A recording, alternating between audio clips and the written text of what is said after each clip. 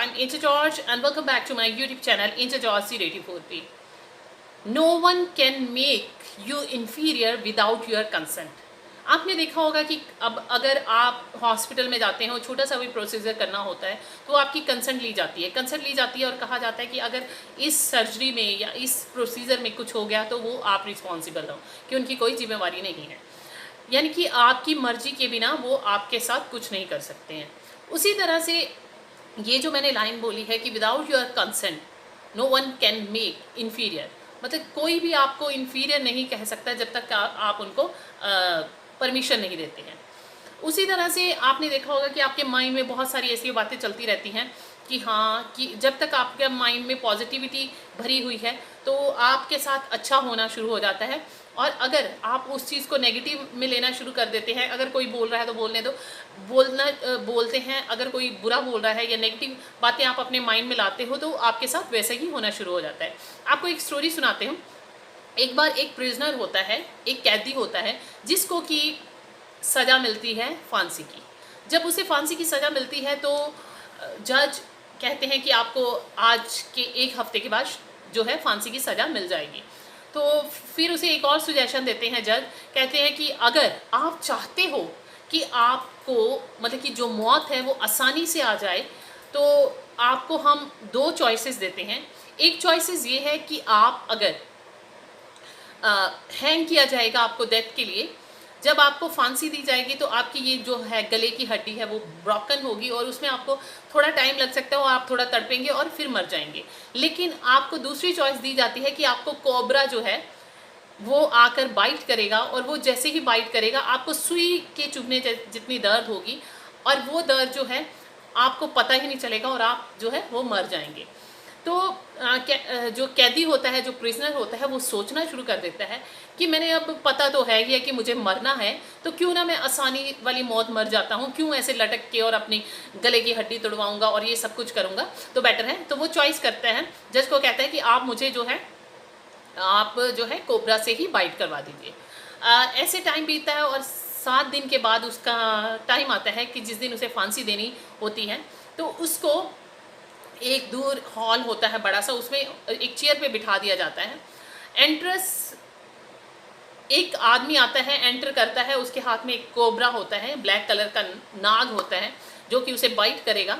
तो वो काफ़ी दूर होता है, एटलीस्ट 20 फीट दूर होता है। वो आता है तो तभी वो जो आदमी है उस कोबरा को देख रहा होता है, और देखते हुए उसके माइंड में बहुत सारी ऐसी चीज़ें चल रही होती हैं और वो सोचता रहता है कि हाँ अब वो आएगा। कुछ उसके माइंड में ऐसे ही चल रहा होता है मौत के बारे में।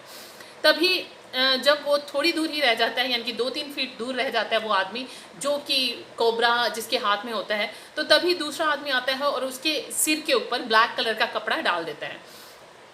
और तभी वो जो कोबरा वाला इंसान होता है वो अपना सांप लेके वापस चला जाता है, और तभी जज जो दूसरा आदमी होता है उसे ऑर्डर करता है कि इसको जो है वो सुई जो है हाथ चुभा दी जाए। वो क्या करते हैं, उसके सुई चुभाते हैं, और जैसे ही उसकी सुई चुभती है वो उसी टाइम मर जाता है। तो उसके बाद उसको हॉस्पिटल ले जाया जाता है। हॉस्पिटल में उसका पोस्टमार्टम किया जाता है, और पोस्टमार्टम में ये क्लैरिफाई होता है कि उसको कोबरा ने काटा है, उसके शरीर में से जहर निकलता है। ये कहानी सुनाने का मेरा सिर्फ एक ही मकसद था कि जब हम जैसा सोचते हैं वैसा ही हमारे साथ होना शुरू हो जाता है। उस टाइम पे उसके माइंड में जब उसे कोबरा सामने से आ रहा था तो दिखाई दे रहा था, तो उसके माइंड में चल रहा था कि हाँ अब कोबरा आएगा और बस 5 ही मिनट में मेरे को बाइट करेगा और मैं मर जाऊँगा।